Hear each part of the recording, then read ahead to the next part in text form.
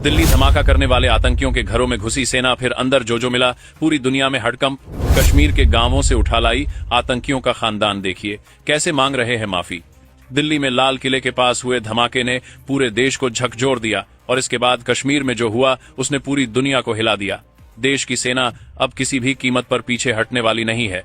आतंकियों के घरों में सेना ऐसे घुसी जैसे आज ही इस गंदगी को खत्माती है करके छोड़ेगी। कश्मीर के गांवों में जो घर आतंकियों के अड्डे बने हुए थे, वहां से जो सामग्री निकली उसने पूरे हिंदुस्तान को आग बबूला कर दिया।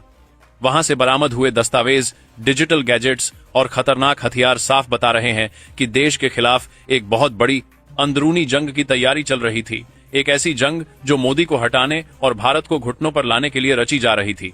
कश्मीर में सेना ताबड़तोड़ छापेमारी और धरपकड़ कर रही है। अब किसी को भी नहीं छोड़ा जा रहा है।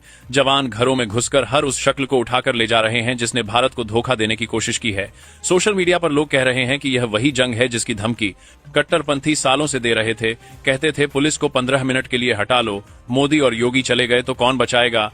अब वही लोग सेना के सामने हाथ जोड़कर खड़े हैं और माफी मांग रहे हैं। दिल्ली धमाके के बाद 200 से ज्यादा लोकेशनों पर सेना टूट पड़ी है। ये छापेमारी सीधे जमात ए इस्लामी के ठिकानों पर हो रही है। वही जमात ए इस्लामी जिसने बांग्लादेश की सरकार गिराई थी, वही अब पाकिस्तान के इशारे पर भारत में, कश्मीर में और दिल्ली तक अपना गंदा खेल खेलने की कोशिश कर रही थी। और इनका निशाना सिर्फ एक है, हिंदू समाज और मोदी सरकार को सत्ता से हटाना।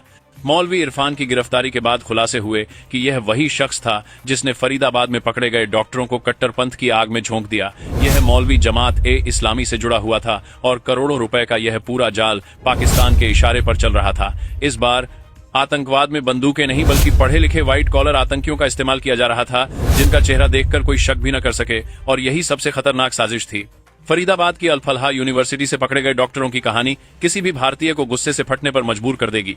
इस यूनिवर्सिटी से जुड़े सभी आतंकी डॉक्टर कश्मीर से आए हुए थे और यूनिवर्सिटी के अस्पताल में 40% डॉक्टर कश्मीरी थे। देश के किसी भी हिस्से में किसी अस्पताल में ऐसा असामान्य वितरण देखने को नहीं मिलता। यह साफ दिखाता है कि यह पूरी भर्ती एक प्लान के तहत की गई थी। इस अस्पताल को धीरे धीरे एक कट्टरपंथी इकोसिस्टम में बदला जा रहा था। जिन यूनिवर्सिटीज में कश्मीर के छात्र पढ़ रहे थे, वे पाकिस्तान समर्थित हैंडलर्स के लिए सबसे आसान लक्ष्य बन गईं। लश्कर ए तैयबा और जैश ए मोहम्मद जैसे आतंकवादी संगठन पहले बांग्लादेशी कॉलेजों में भारतीय छात्रों को कट्टरपंथी बना रहे थे। अब वे सीधे भारत की यूनिवर्सिटीज को निशाना बना रहे हैं और फरीदाबाद की यूनिवर्सिटी इसका सबसे बड़ा उदाहरण बन गई।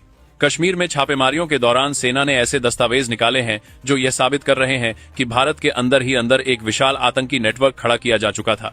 लक्ष्य था मोदी सरकार को कमजोर करना, देश को डराना और हिंदुओं पर हमले करवाना। यह सिर्फ धमाका नहीं था, यह एक टेस्ट रन था, एक प्रैक्टिस थी कि भारत कितनी देर में प्रतिक्रिया देगा। और प्रतिक्रिया मिली भी ऐसी कि आतंकियों की नींद उड़ गई।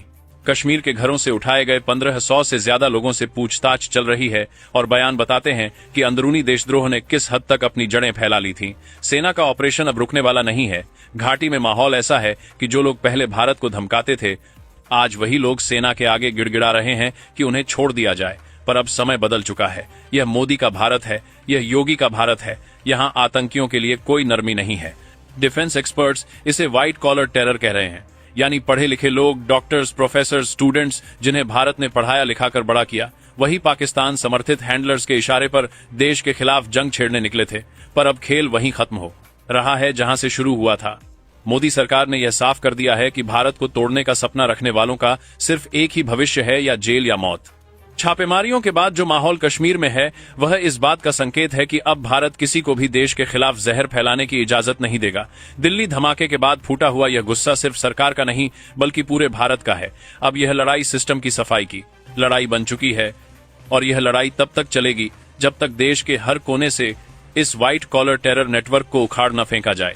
अगर आप भी इस ऑपरेशन में भारतीय सेना के साथ हैं तो वीडियो को शेयर जरूर कीजिएगा। जय हिंद।